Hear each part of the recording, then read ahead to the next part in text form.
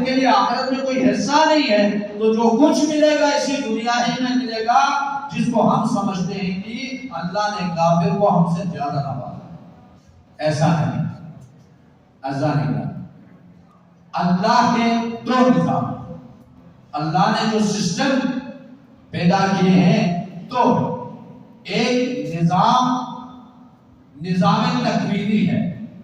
نظام تکوینی وہ نظام ہے جس نظام کے اندر اللہ نے جس نے جتنی تلاش کی، جتنی کوشش کی، اس کو اتنا ہی ملے گا۔ اللہ نے نہیں دیکھا کہ جس نے تلاش کی ہے وہ اللہ پر ایمان رکھنے والا بندہ ہے یا کافر بندہ ہے، لہذا نظام تکوینی کے اندر اللہ کے جتنے بھی وسائل ہیں، جتنے بھی انتظامات ہیں، یہ سب کے سب آدم کی اولاد کی خدمت میں ہے۔ آدم کی اولاد مسلمان بھی ہے، مومن بھی ہے، آدم کی اولاد کافر بھی ہے، مشرک بھی ہے، سب کے لیے ہے یہ سسٹم، سب کے لیے یہ نظام۔ لہذا جتنا اٹھا سکتا ہے اس نظام سے فائدہ اٹھا سکتا ہے، کوئی روک ٹوک نہیں ہے، وہ اس نظام سے فائدہ اٹھا سکتا ہے۔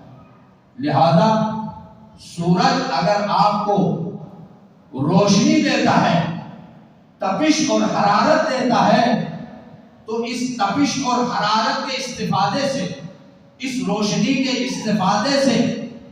استفادے کے لیے کوئی تفریق ہے؟ کوئی تفریق نہیں ہے۔ کافر بھی سورج کی روشنی سے فائدہ اٹھاتا ہے، مومن بھی سورج کی روشنی سے فائدہ اٹھاتا ہے۔ دن اور رات کا جو نظام ہے، اس دن اور رات کے نظام سے کافر بھی برابر فائدہ اٹھاتا ہے، مومن بھی برابر فائدہ اٹھاتا ہے۔ یہ جو کڑی دھوپ میں چھاؤں دیا ہے اللہ نے، ان چھاؤں سے کافر بھی فائدہ اٹھاتا ہے، مومن بھی فائدہ اٹھاتا ہے۔ دنیا کے جتنے بھی وسائل ہیں، کھیتی باڑی کے وسائل ہیں، مختلف قسم کے ہنر ہیں، فنون ہیں، ان تمام فنون سے، وسائل سے فائدہ اٹھانے کے لیے کوئی قدغن نہیں ہے، کوئی روک رکاوٹ نہیں ہے کہ تم کافر ہو تو تم اس سے فائدہ نہ اٹھاؤ، تم مومن ہو تو تم اس سے فائدہ اٹھاؤ، ایسا ہے ہی نہیں ہے۔ پانی سب پیتے ہیں، سورج سے سب فائدہ اٹھاتے ہیں، چاند ستاروں سے سب فائدہ اٹھاتے ہیں، آسمان سے، زمین سے، اور آسمان کی ظاہری اور باطنی اور زمین کی ظاہری اور باطنی نعمتوں سے پوری کائنات والے فائدہ اٹھاتے ہیں، اور اس میں کوئی تفریق نہیں ہے کہ یہ مومن ہے تو اس کا زیادہ فائدہ ہو، یہ کافر ہے تو اس کو کم فائدہ۔ یہ نظام تکوینی الہی، اس میں سب پڑھا ہے، لیکن ایک نظام اور ہے، اس نظام کا نام ہے نظام تشریعی، قانون، کتاب و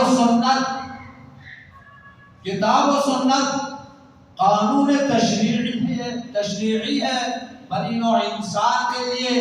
جو بھی انسان اس قانون کو فالو کرتا ہے، اس قانون کو اپناتا ہے اور اسی قانون کے چار چوب کے اندر رہ کر دنیا میں زندگی گزارتا ہے اور آخرت کے حصول کے لیے بڑھ بڑھ کے کام کرتا ہے، تو یہ نظام تشریعی کے تحت ہے۔ لہذا آخرت کا اجر اس نظام تشریعی کے اوپر عمل کرنے کے اعتبار سے ہے کہ کون کتنا عمل صالح بجا لاتا ہے قرآن اور سنت کی نگرانی میں، یقیناً آخرت کا گھر اسی انسان کے لیے جس کو ہم مومن کہتے ہیں، ایمان کی حالت میں وہ اپنے لیے آخرت کے گھر کو اسی دنیا میں رہ کر تیار کر لیتا ہے۔ آپ اس کے لیے کوئی پریشانی نہیں ہے۔ سفر آخرت کو اختیار کرنے میں، منازل قبر اور عالم برزخ کے منازل کو طے کرنے میں، میدان حشر میں پہنچنے میں، اس مومن انسان کے لیے جس نے ایمان کے سائے تلے، جس نے شریعت کے سائے تلے دین کے سائے تلے، قرآن و سنت کے سائے تلے اس نے اپنی آخرت کے لیے دنیا میں تلاش کوشش کی، اس کے لیے کوئی مسئلہ نہیں۔ درود پڑھے محمد و آلہ۔